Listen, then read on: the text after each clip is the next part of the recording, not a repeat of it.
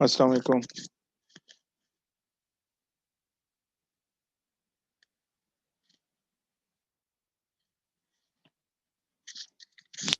Walaikum salam, sir.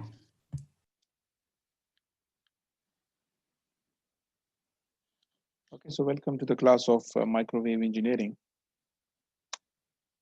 Before I start today's lecture, uh, let me ask a question. Uh, you might have already seen the recorded lecture regarding use of Smith chart and how we can use it to solve transmission line problems. So before I proceed, any question you have regarding Smith chart, any confusion?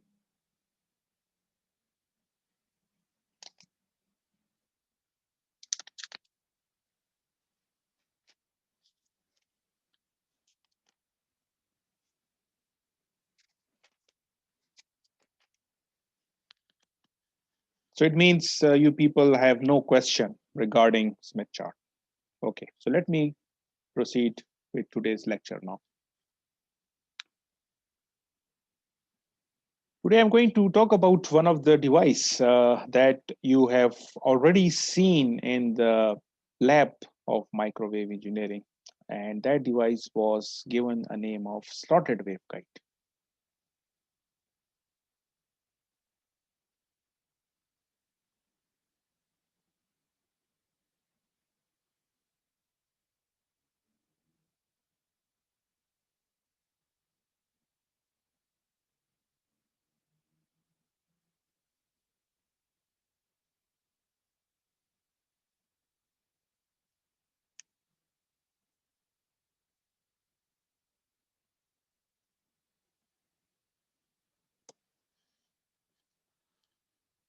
So this is basically a device that is used to measure some important parameters of transmission line. Okay, so normal waveguide is a complete closed structure. If you remember, I showed you that waveguide is a unique transmission line because it is made up of a single conductor and it is just like a hollow metal pipe.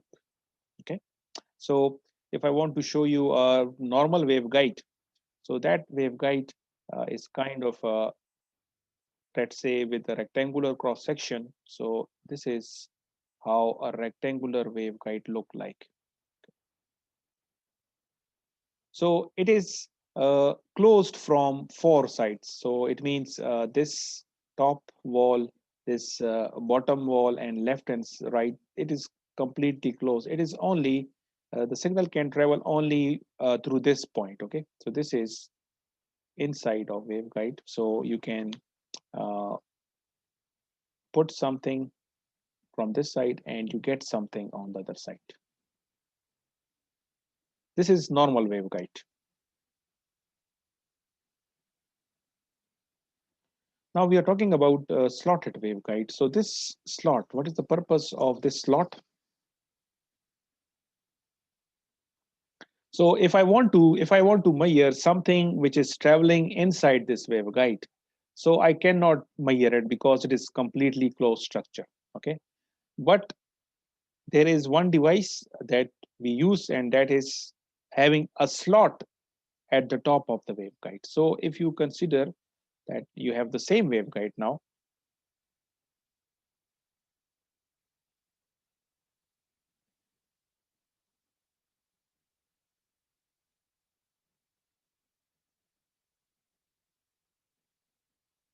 but now there is one slot that is put on the top. So let me show you that there is on the top, we have an opening, which I'm calling as slot.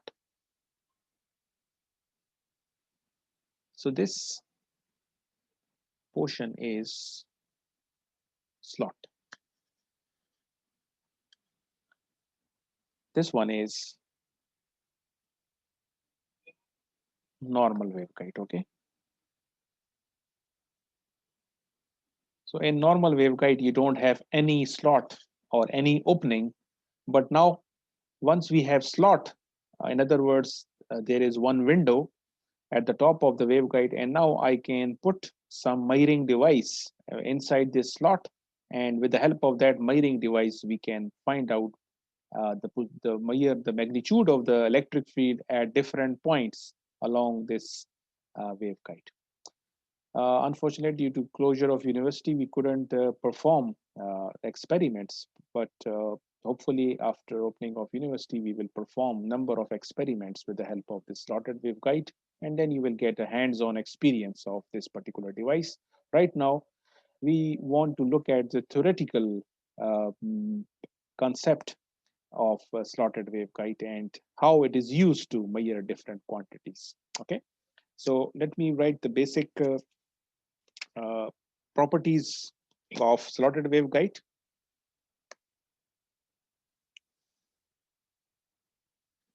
So one of the use of slotted waveguide is it allows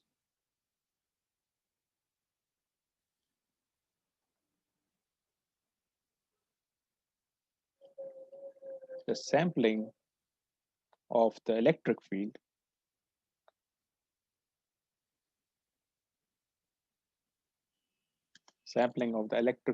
amplitude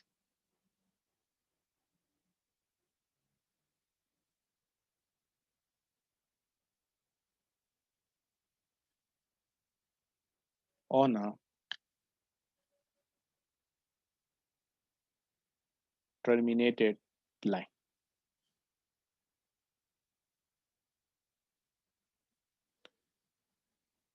With this device,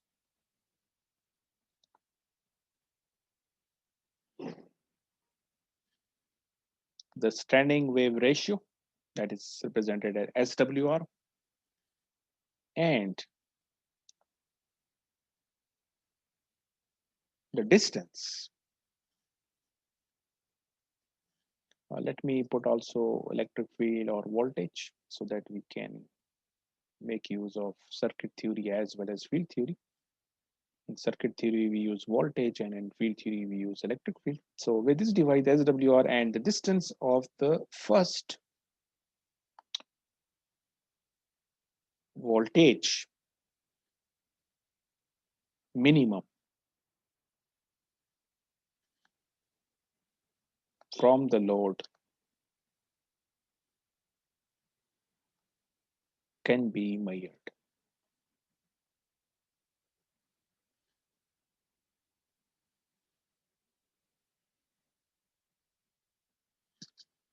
And this is something which we will perform in the lab as well. So when we will use slotted waveguide, we will be measuring two quantities. The first thing is with the help of slotted waveguide, you can measure SWR. And the second parameter that you will measure is the first voltage minimum.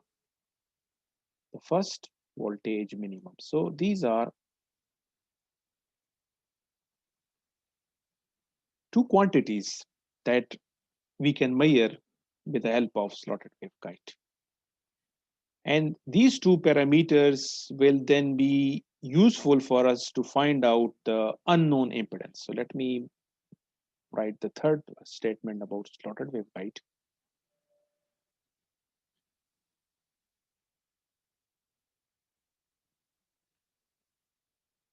Once we measure, so let me represent this voltage minimum by this symbol L minimum. So L minimum is the symbol that I'm using for the distance of the first voltage minimum.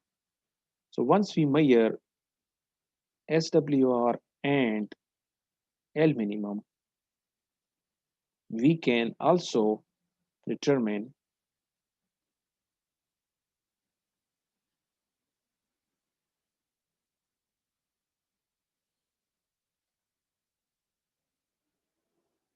the unknown load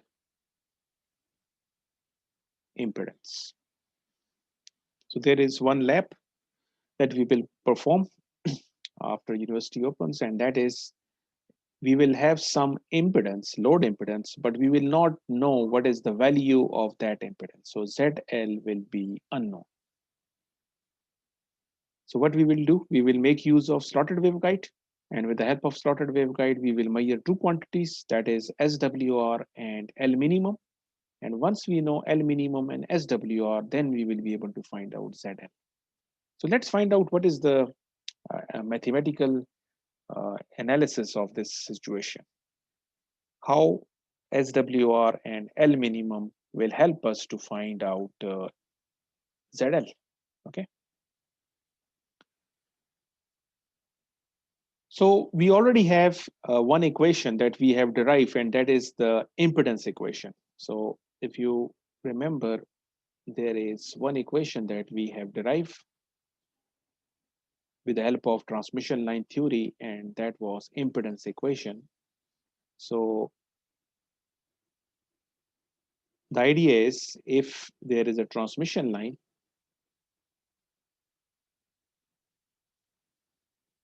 with characteristic impedance Z0 and propagation constant beta, because right now we are assuming that this is a lossless transmission line. So rather than representing the propagation constant by gamma, I am representing it with beta. And if it is terminated by some load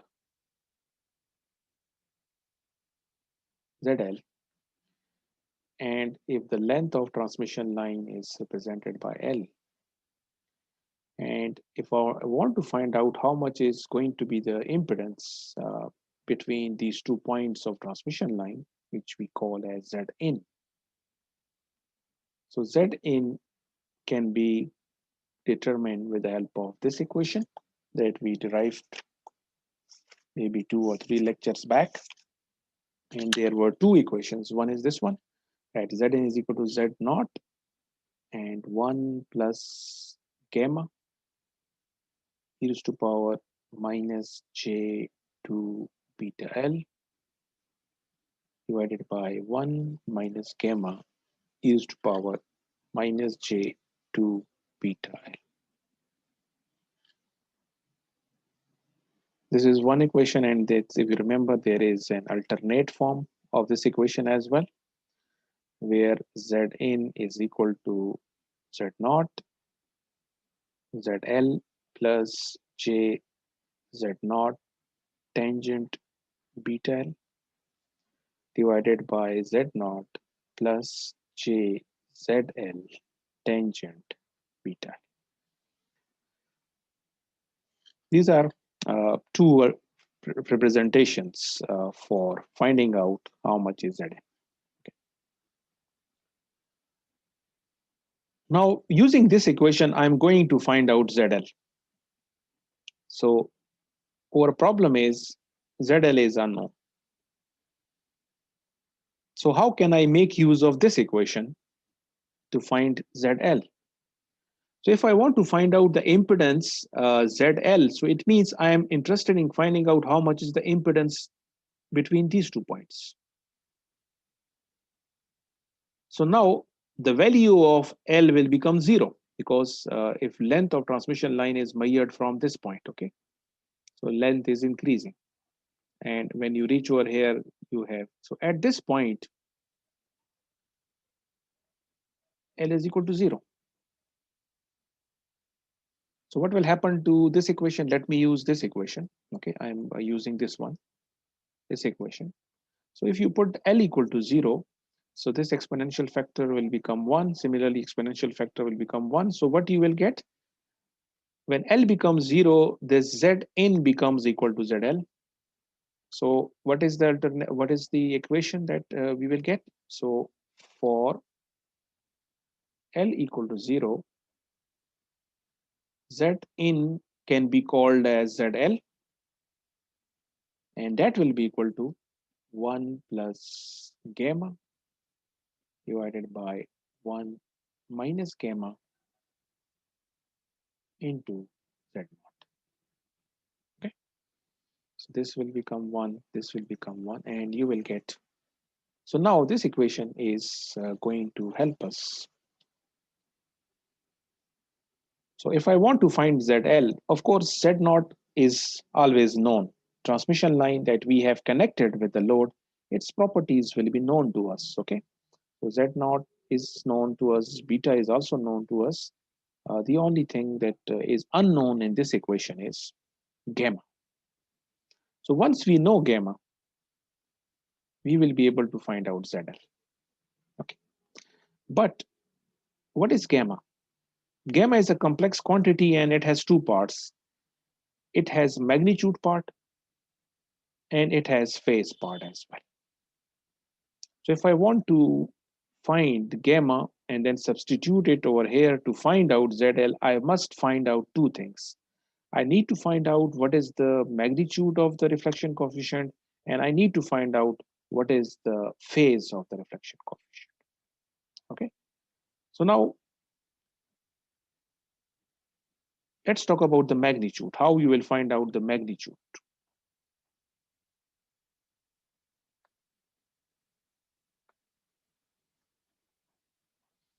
So there is one relationship that we derive between standing wave ratio and reflection coefficient. Okay. Standing wave ratio and reflection coefficient are related, and the relationship was, as I have already derived it, so I'm just writing it directly, that magnitude of the reflection coefficient is always equal to standing wave ratio minus 1 divided by standing wave ratio plus 1. So I will be able to find out the magnitude of the reflection coefficient if I know standing wave ratio. And now, if you go back, I mentioned this thing that with the help of slotted waveguide, you can measure SWR. So with this device, the SWR can be measured. So you will make use of slotted waveguide and you will measure SWR. Once you know SWR, once you measure SWR and then substitute its value, you will be able to find out the magnitude. So now SWR can be measured using slotted waveguide.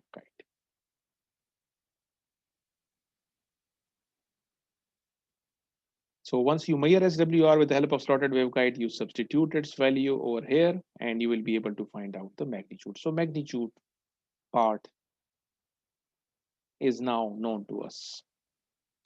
Now the next unknown is phase. What is the value of theta? Phase of the reflection coefficient. Phase of gamma.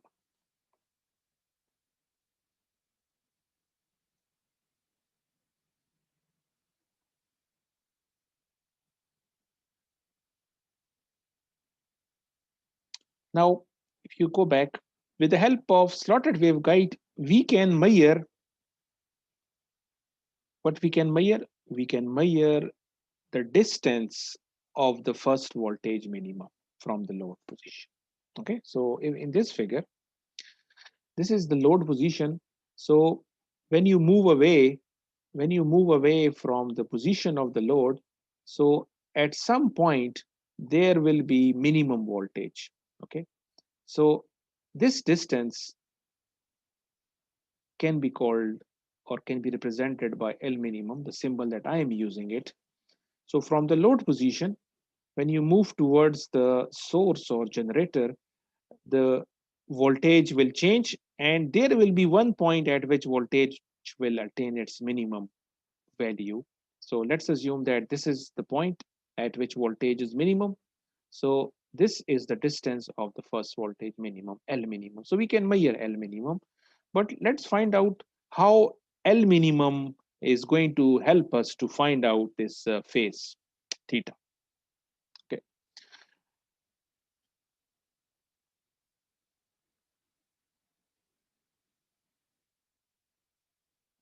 Now in in previous lectures, when I was deriving this thing, let's go back. Yes, this one. If you go back to the lecture where I derived this relationship between SWR and gamma, during derivation of this equation, we found that voltage will be minimum under certain conditions. So let me refer back to that condition.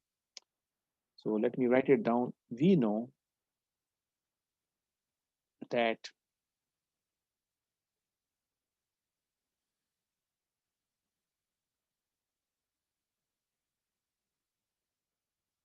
we know that voltage minimum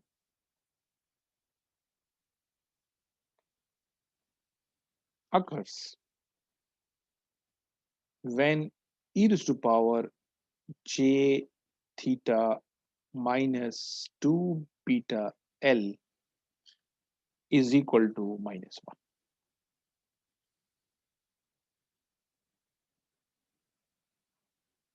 So when I'm saying we know, it means that I am asking you to refer to the lecture during which I derive this relationship. Okay. So in that lecture, we were finding out. So let me give you a brief summary of the topic that I'm referring to. In that lecture, what we did was we were trying to find out SWR. So I defined VSWR as the ratio of maximum voltage divided by minimum voltage. Okay. And the general form of the voltage equation is voltage V of Z is equal to V naught plus e raised to power minus j beta Z plus gamma e power plus j beta Z. So using this general form of voltage, we found out that what is the maximum value of V of Z, that is no represented by this symbol. And then we found out what is the minimum value of this voltage, which we call as V minimum. So during derivation of V maximum and V minimum, we make use of this mathematical idea that this voltage will attain its minimum value whenever e power j theta minus beta is equal to minus 1. And similarly, we are not using that concept, but if you remember, when voltage this voltage, when it attained its maximum value, then this e raised to power j theta minus 2 beta L was taken to be equal to plus 1. So we all know that exponential function minimum value is minus 1. So when this function attains its minimum value, voltage will also become minimum. And when this function attains its maximum value, and that is plus 1, then this V of Z become V maximum. So this is something that you can refer back to my previous lecture, as well as you can refer to the textbook. I'm going to use this equation to find out how we are going to find out theta. Okay. So voltage minimum will take place whenever this e raised to power j theta minus 2 beta equal to minus 1. Okay. And because we are talking about L, so I have denoted the distance that when this is the point. So this is the point at which voltage will be minimum. And because this distance is now represented by L minimum, so rather than calling it L, I will call it L minimum. So I will say e raised to power j theta minus 2 beta. When L becomes L minimum, then we will have this situation. Okay. Now the question is, under which condition exponential function, that is e raised to power j theta minus 2 beta minimum 2 beta L minimum, will be equal to minus 1. So now we just need to make use of mathematical concept that what should be the value of this thing, so that e raised to power j multiplied by this thing becomes equal to 1, become equal to minus 1. Can anyone answer this question? What should be this thing so that e raised to power j something becomes equal to minus 1?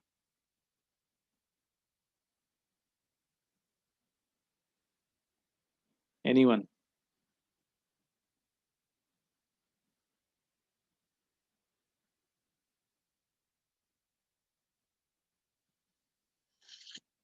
Exponential function -1 के बराबर कब होता है जी? इससे ज्यादा basic question मेरे ख्याल में नहीं हो सकता।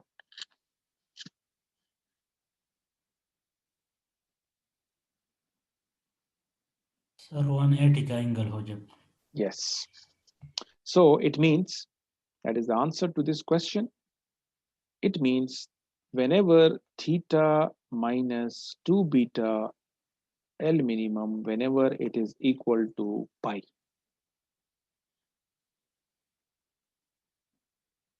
Of course रेडियन, क्योंकि ये एंगल इस वक्त हमने रेडियन में एक्सप्रेस किया हुआ है, तो 180 डिग्री और पाई। whenever theta minus 2 beta L minimum is equal to pi, exponential function will be equal to -1. So from this, theta is equal to pi plus 2 beta L min. And this is the equation that I was looking for.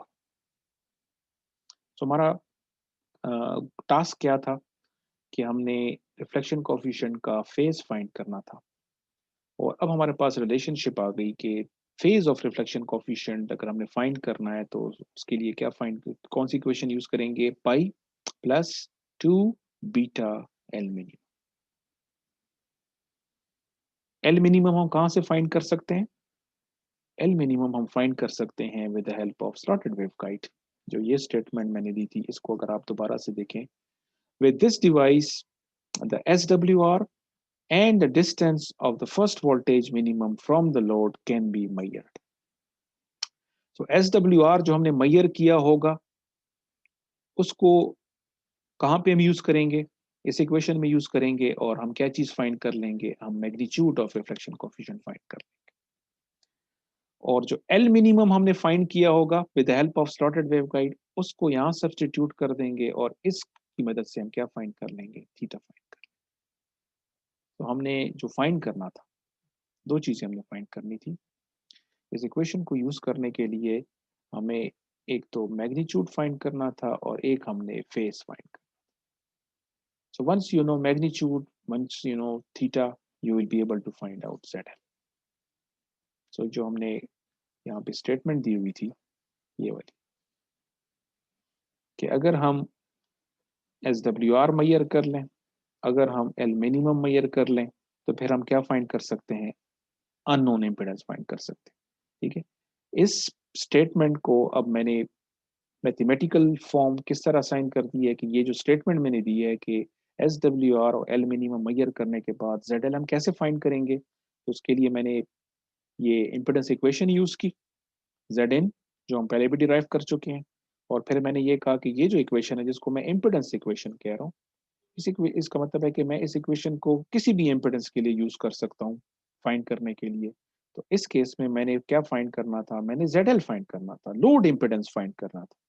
तो load impedance के लिए इसका मतलब है कि L को zero करना पड़ेगा। L को जीरो करने से ये इक्वेशन आ गई, और इससे हमें ये पता चला कि अगर हम अननोन लोड इम्पीडेंस फाइंड करना चाहते हैं, तो हमें गैमा फाइंड करना पड़ेगा। And now gamma, because it is a complex number, तो हमें दो चीजें फाइंड करनी है। हमें मैग्नीट्यूड भी फाइंड करना है रिफ्लेक्शन कोफिशिएंट का, और फेज भी फाइंड करना है। मैग्नीट्यूड फाइंड करने के लिए हम SWR यूज कर सकते हैं, और SWR हम कहाँ से मेजर कर सकते हैं? स्लॉटेड वेवगाइड की मदद से मेजर कर सकते हैं।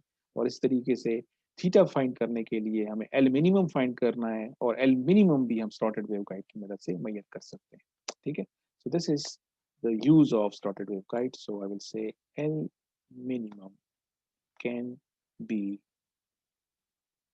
measured using slotted waveguide।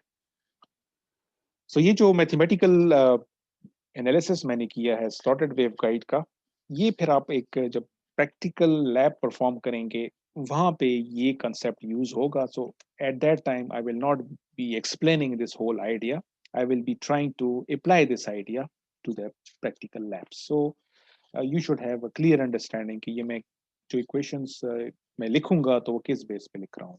ठीक है,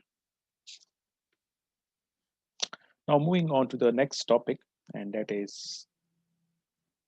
water wave transformer।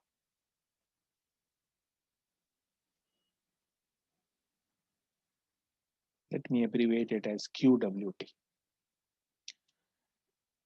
Quarter wave transformer, we have already talked about it, but today we are going to describe the purpose of this device in microwave engineering.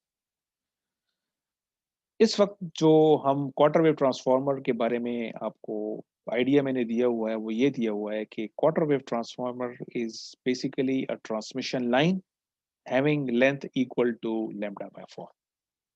So let me write it down that quarter wave transformer is a transmission line having length equal to lambda by 4. And because of that reason इसको हम quarter wave कह रहे हैं because the length is quarter of a wavelength. So अगर मैं इसको figure बनाऊं तो transmission line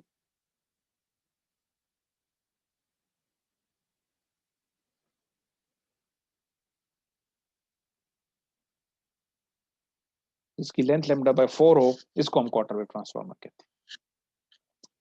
now let's talk about कि ये ट्रांसमिशन लाइन की लेंथ तो कुछ भी हो सकती है, लैम्डा बाय 8 भी हो सकती है, लैम्डा बाय 7 भी हो सकती है, लैम्डा बाय 5 भी हो सकती है. Why we are giving importance to transmission line जिसकी लेंथ लैम्डा बाय 4 है और उसको फिर हमने क्वार्टर वेव ट्रांसफार्मर का नाम भी दिया हुआ है. Why this transmission line, why this length of transmission line is useful for us as a microwave engineer. So इसका जो एक यूज जो अभी हम डिस्कस भी करेंगे वो ये है कि इस पर्टिकुलर ट्रांसमिशन लाइन को हम यूज कर सकते हैं for impedance matching. So it is a useful practical circuit for impedance matching.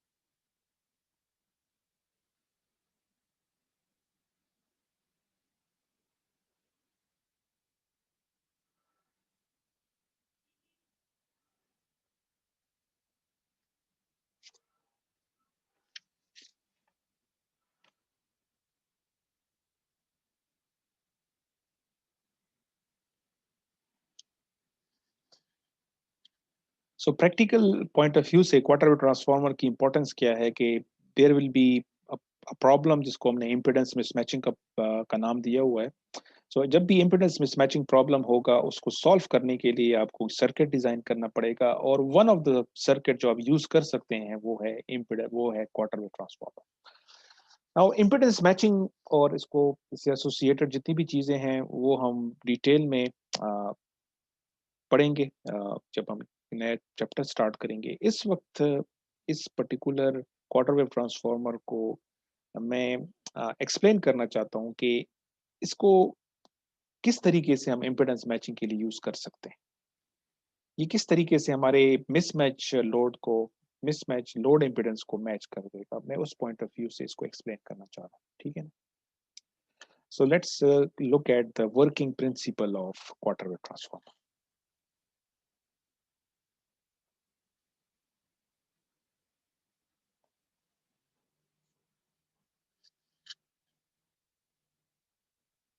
So the working of quarter wave transformer can be described in a number of ways.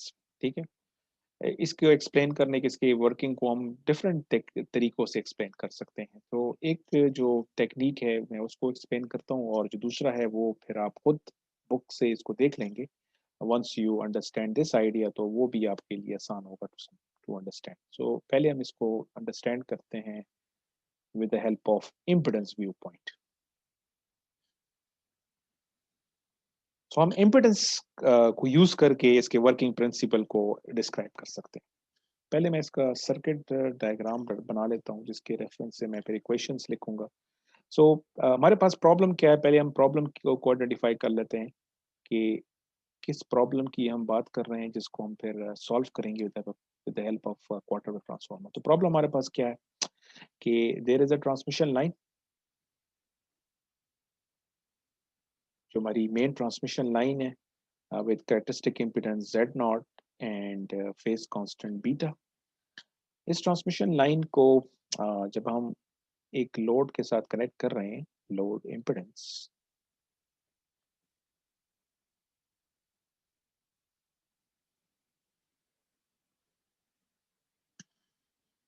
Let me, load impedance को मैं ZL से denote कर रहा हूँ as before.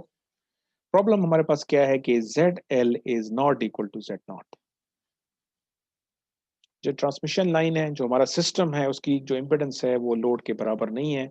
सो हमारे पास problem क्या है कि यहाँ पे जब सिग्नल आएगा, सो उसका कुछ ना कुछ पोर्शन जो है रिफ्लेक्ट हो जाएगा। इसका मतलब है कि reflection coefficient will not be equal to zero. So not all signal जो कि लोड से जो हमारे पास, सॉरी, सोर्स की तरफ से जो सिग्नल हमारे पास आ रहा है, वो सारा का सारा लोड को नहीं मिल रहा, बल्कि लोड से कुछ चीज रिफ्लेक्ट हो रही है। So this is the problem. इस प्रॉब्लम को हम सॉल्व करना चाह रहे हैं किसकी मदद से? क्वार्टर वेव ट्रांसफार्मर की, क्योंकि दिस स्टेटमेंट जो हमें दी हुई है कि it is a useful circuit for impedance matching. तो what we can do is, इसका सोल्यूशन अब क्या है? सोल्यूशन ये है कि हम क्या करेंगे कि इस मेन ट्रांसमिशन लाइन को लेंगे। तो ये हमारी सेम ट्रांसमिशन लाइन है, और ट्रांसमिशन लाइन को लोड के साथ डायरेक्ट कनेक्ट करने के बजाय हम इसके दरमियान में एक क्वार्टर वेव ट्रांसफार्मर लगा देंगे, जिसकी लेंथ हमने रखनी है λ/4। और इसकी, इस क्योंकि ये ट्रांसमिशन लाइन है, इफ यू गो बैक, मैंने क्या कहा हुआ है कि ट्रांसमिशन लाइन के, sorry, quarter wave transformer is a transmission line. So transmission line और इसकी अपनी कैरेक्टरिस्टिक इम्पीडेंस होगी, जिसको हम Z1 कहते हैं। और ये हमारे अब लोड और मेन ट्रांसमिशन लाइन के दरमियान ये चीज आ गई Z। और ये सर्किट हमने किस मकसद के लिए किया है कि हम क्या करना चाह रहे हैं? हम इस प्रॉब्लम का सोल्यूशन की हम बात कर रहे हैं कि ये जो प्रॉब्लम था इम्पीडेंस मिसमैचिंग का प्रॉब्लम, अब क्या होगा कि हमारा सर्किट मैच हो जाएगा। तो क्वेश्चन इज कि ये किस तरह मैच होगा? ठीक है, दो चीजें हमें फाइंड करनी पड़ेंगी। इन अदर वर्ड्स, पहली तो आपको क्लियर कट नजर आ रहा है कि जो Z1 है, एक तो हमारे पास ये अननोन है कि क्वार्टर वेव ट्रांसफार्मर जो कि एक ट्रांसमिशन लाइन है, उसकी कैरेक्टरिस्टिक इम्पीडेंस कितनी होनी चाहिए।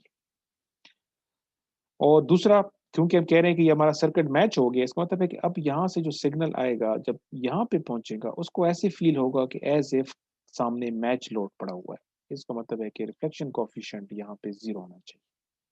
So in the next session I am going to talk about कि रिफ्लेक्शन कोफिशिएंट जीरो कैसे होगा और Z1 की वैल्यू क्या